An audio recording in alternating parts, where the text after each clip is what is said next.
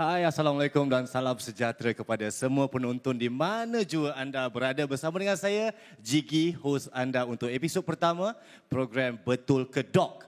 Yang dibawakan khas sempena Minggu Saham Digital oleh Duo Pharma Biotech Berhad, Smarter Solution, Healthier Life. Okey, tiap-tiap hari saya pasti kita ada banyak kemusykilan pasal kesihatan.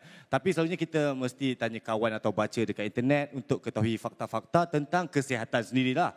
Jadi bila kita tanya orang tu, dia selalu kata akan lagi pening kepala dengan apa yang dibualkan oleh makcik-makcik selalunya. Dekat WhatsApp ke apa kan. Sekarang banyak WhatsApp group cerita pasal ni pasal tu kan. Ataupun hasil carian anda sendiri dekat internet. Jadi ada yang cakap macam ni, ada yang terangkan macam tu dan ada juga mitos-mitos yang kita percaya daripada cerita-cerita yang sering kali disebut-sebut oleh orang tua kita sendiri selama kita membesar. Macam-macam lah. Jadi susah nak dapatkan fakta yang sahih. Tapi jangan risau, sebab itulah kami bawakan program Betul ke Doc, supaya kita dapat mengetahui jawapan muktamad sama ada mitos-mitos tu betul ataupun tidak. Lebih senang orang faham fakta ataupun auta. Bersama dengan pakar-pakar jemputan kami. Okey, topik kita pada hari ini sememangnya yang sangat-sangat relevan kerana kita akan merungkai topik obesiti dan penyakit kencing manis.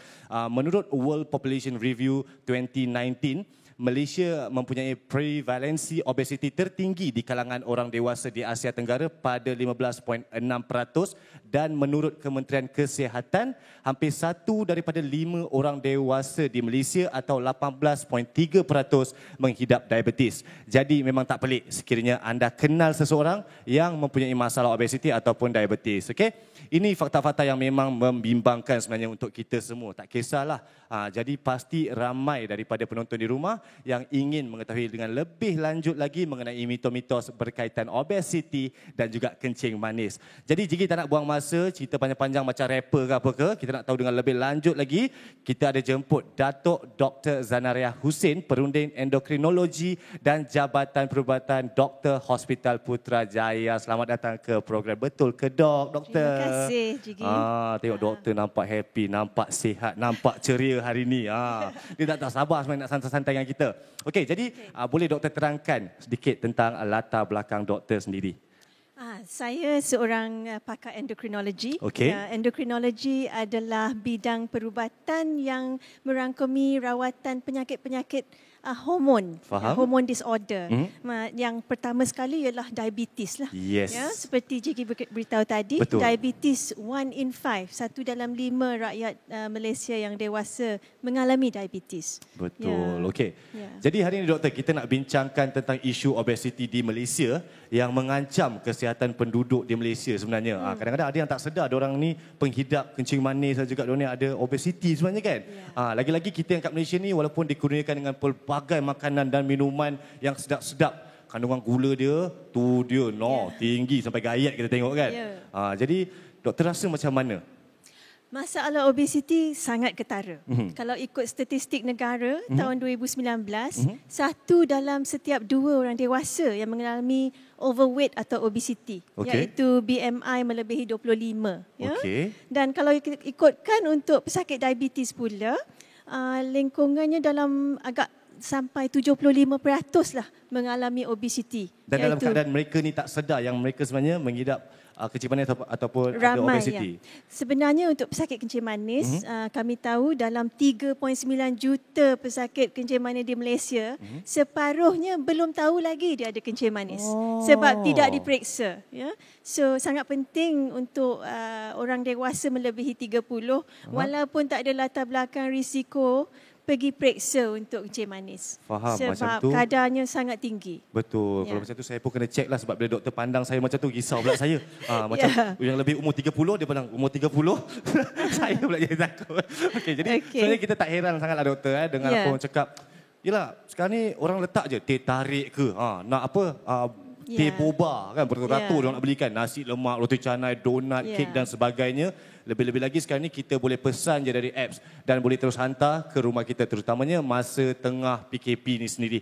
Saya sendiri pun sebenarnya kuat juga buat pesanan-pesanan ni kan, sebab risau juga sebenarnya. Jadi doktor rasa app-app ni semua kan, adakah dia menggalakkan kita atau membuatkan kita lagi rasa macam alamak? kita perlu sedarlah pengambilan kalori karbohidrat itu penting. Faham? Ya, sebenarnya kena ikut kepada kadar aktiviti kita. Satu lagi fakta dalam kajian National Survey ialah satu dalam setiap 4 orang dewasa tidak physically aktif. So itu yang penting juga. Dan di kalangan pemuda juga yang kurang aktif. Antara student hanya 30% yang benar-benar aktif. Ya. So dari segi pemakanan, penting untuk kita kawal kandungan gula dalam pemakanan. Ya, all this sweetened beverage, minuman manisan, itu penting sebab pengambilannya tinggi dalam masyarakat Malaysia sebenarnya. Betul, sebab kita dah terlalu terdedah dengan makanan-makanan yang macam, ada je makanan-makanan viral akan keluar. Tiba-tiba orang kata kari pak berendam lah, donat terapung lah, kan? Mesti nak beli. Kita pun tak dengar apa benda ni kan? Macam tu contohnya kan. Jadi doktor, saya ada satu soalan yang saya rasa macam dari dulu saya nak tanya sebenarnya. Mungkin daripada sebelum saya lahir saya nak tanya soalan ni. Mitos yang mengatakan, orang kata, selalunya orang akan cakap, badan kau besar, kau mesti tak sihat. Badan kau kecil, dia ni sihat. Macam mana pula dengan pandangan orang terhadap mitos yang itu?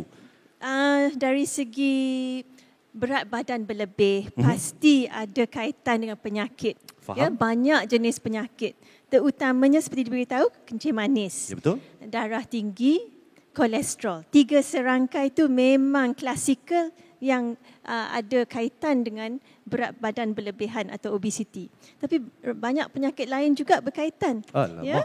So obesiti juga berkaitan dengan masalah pernafasan, ya, masalah sakit sendi. Betul. Dan juga kanser juga ada kaitan-kaitan dengan obesiti. Tapi obesiti ni ada jenis obesiti yang mungkin tidak sebahaya yang jenis lain. So distribusi atau mana lemak tu berlebihan tu adalah penting. So kalau lemak berlebihan di kawasan abdomen, iaitu abdominal obesity, kandungan lemak di keliling organ-organ dalaman tu yang tinggi, itu yang membawa banyak sekali risiko. Risiko heart attack, risiko stroke. Tapi kalau obesity itu jenis yang peripheral obesity, ya, dan bukan di kawasan pertengahan badan, kurang sikit risiko dia. Ya. Dan kita juga faham ada, dia kata terma atau istilah the healthy obese versus the not so healthy obese. Ada macam tu? Ada. Saya pun baru tahu macam tu. Sebenarnya ada kalang kita tengok pesakit obesity, mereka physically active. Bila dia cek darah, mungkin tekanan darah tak tinggi, mungkin dia punya kolesterol dan kencing manis tidak begitu, adalah normal. Tetapi sekalangan yang lain pula berbeza. Betul. Jadi memang kita ada konsep yang obesity tapi metabolically tu tidak Faham. Saya sangat berminat dengan ini bila doktor cakap, sebab bila doktor kata pasal orang yang aktif tapi tak tahu tekanan darah dia tak berapa tinggi ke macam tu lah kan. Contoh, berpeluh saya dengan yang tu sebab saya aktif tapi saya tak cek apa-apa lagi. Cuma mungkin saya lebih tertarik kepada penekanan tentang pemakanan yang manis. Contohnya macam orang kata obesity ni berpunca apabila seseorang itu suka makanan atau minuman yang manis. Mungkin doktor balik penekanan dekat kamera supaya orang yang tengah tengok ni faham yang bahaya makan manis-manis sangat. Itu sangat-sangat benar. Satu fakta yang sangat kukuh.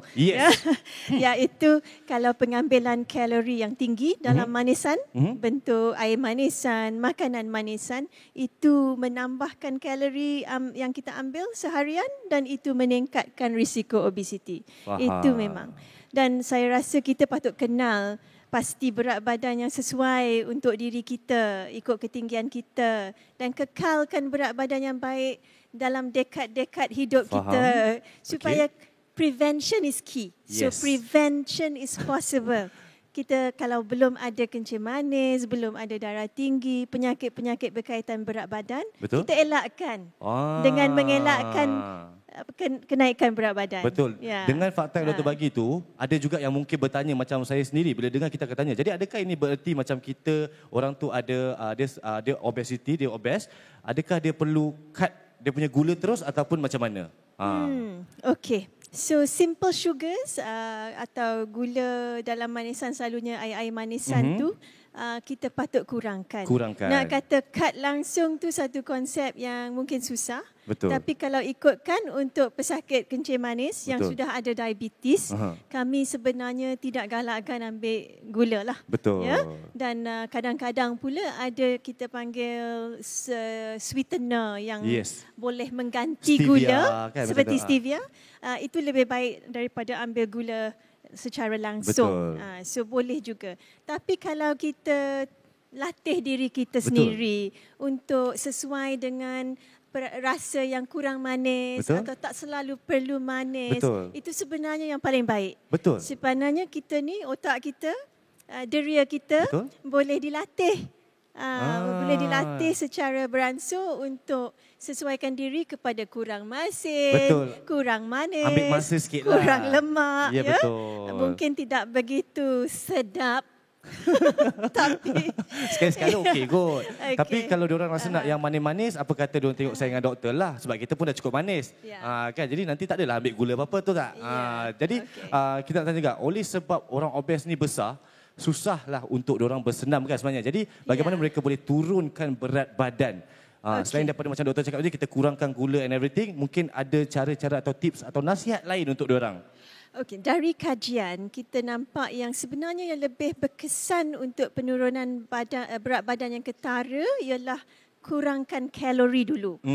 Dan ini boleh berlaku kalau kita nak konsep kiraan kalori ni kadang susah.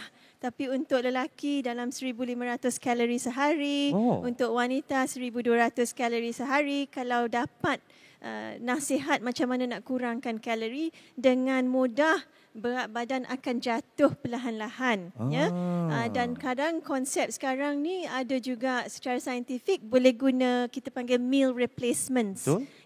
So untuk mengganti makan yang hidangan yang biasa, nasi lauk-lauk, kadang kita boleh kawalkan kalori dengan makanan seimbang dengan ada yang meal replacement yang boleh dinasihatkan oleh doktor. Dengan itu kita boleh kurangkan berat badan. Dan diet memang kalau diikut secara terus untuk at least 3 to 6 months of a certain diet tu memang boleh turun berat badan. Lepas tu just remain physically active. Rasa saya 10,000 langkah sehari, langkah biasa, di samping tak semestinya dalam aktiviti senaman khusus, adalah penting untuk kesihatan jantung. So 10,000 steps, 10,000 langkah sehari. Mungkin kita kenal pasti apakah langkah kita sekarang ni, bilangan langkah. Kena mula lepas satu-satu tu lah, kita naikkan sikit demi sedikit. Dan kita suka kepada satu konsep lifestyle yang aktif. Lagi sihat. Lagi sihat. Kan? Macam zaman sekarang ni dia lebih pada diorang kurang melangkah, kebanyakannya lah. Lebih pada klik. Sebab apa? Main mobile games and everything. So baring saja kan. Dan ada juga soalan saya nak tanya dengan doktor kan. Adakah semua orang yang obes ni mengidap penyakit kencing manis? Ini soalan yang baik. Sebenarnya itu bergantung kepada satu organ dalaman yang penting. Kita panggil dia pankreas. Ya, dan kalau pankreas kami cergas dan berfungsi baik, dia dapat merembes keluarkan insulin secukupnya, tak akan menjadi diabetes. Jika kita ada baka diabetes dalam keluarga dan kita ada faktor-faktor lain risiko, pankreas ni mungkin tidak dapat berfungsi dengan baik. So tak semestinya semua pesakit obes yang akan dapat diabetes. Ada faktor lain seperti genetik, dan ada faktor lain seperti faktor-faktor environment juga lain lah. So kita boleh jaga diri. Mungkin kita boleh create tagline untuk mereka yang untuk menjaga pankreas, jangan makan pancake. Mungkin kan? Sebab pancake tu dia letak madu lah, letak ini lah, letak itulah kan. Kalau madu okey lah kan, semua jadi kan. Madu pun bahaya kadang-kadang. Bahaya juga. Saya baru makan pagi tadi. Kenapa bahaya, dok? Madu pun ada dia punya kalori dan gula dalam tu. Jadi saya rasa kita hati-hatilah dengan manisan secara amnya. Jadi sediakanlah saya air sekejap lagi ya, sebab banyak madu pagi tadi ya. Madu makan, bukan madu yang berdua, bertiga, berempat ya. Okey, kita nak ke soalan seterusnya. Saya selalu perhatikan pesakit kencing manis ni kena cucuk insulin. Adakah dengan mencucuk insulin ini merupakan rawatan yang ada Ataupun tak ada macam orang kata pil ke ubat-ubat selain daripada insulin ni?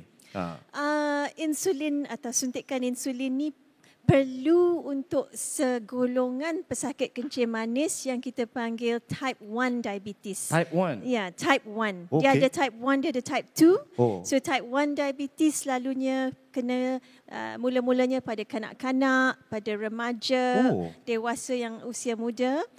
Penyakit ni lain sikit, dia selalunya disebabkan faktor-faktor autoimun, menyebabkan fungsi pankreas tu hilang dalam masa yang cepat sekali. Dalam masa berhari atau beberapa minggu langsung tak dapat keluarkan insulin dalam badan. So mereka perlu rawatan insulin seumur hidup dan mereka perlu suntikkan beberapa kali sehari. Ya. Tapi untuk 95% ke atas pesakit diabetes di Malaysia dan di merata dunia selalu adalah type 2 diabetes. Type 2, adakah dia type 2 yang lebih bahaya? Type 2 yang lebih biasa. Oh, lebih biasa. Okey, Dan alhamdulillah. type 2 ni ada yang mild, ada yang moderate, ada yang severe. Ya. So type 2 diabetes boleh dikesan mungkin dalam perantaraan, mungkin ada orang yang borderline dulu. Dia main kat sempadan pula. Nak masuk malu, tak nak pergi kan rugi. Boleh dielakkan. So type 2 diabetes boleh dirawat dengan diet kalau betul-betul mild atau ringan. Dan lepas tu boleh digunakan ubat-ubat biji. Dan sekarang ni banyak jenis ubat biji yang boleh digunakan untuk type 2 diabetes. Dan tiba masanya bila ubat biji tidak begitu berkesan, baru doktor akan bincang untuk pesakit type 2 diabetes untuk dimulakan suntikan insulin. Ya. So ramai pesakit di Malaysia type 2 yang menggunakan insulin. Kalau kita tengok statistik negara, kalau pesakit di kita panggil primary care, 1/3 type 2 yang menggunakan insulin. Kalau di hospital hampir-hampir 2/3 yang menggunakan insulin. Tapi dok, insulin tu dia memang kat perut je ke atau kita boleh cucuk tempat lain? Selalunya kat perut kan? Konsepnya insulin tu dalam bentuk cecair akan dicucuk ke bawah kulit di lapisan lemak. Boleh dicucuk paling mudah.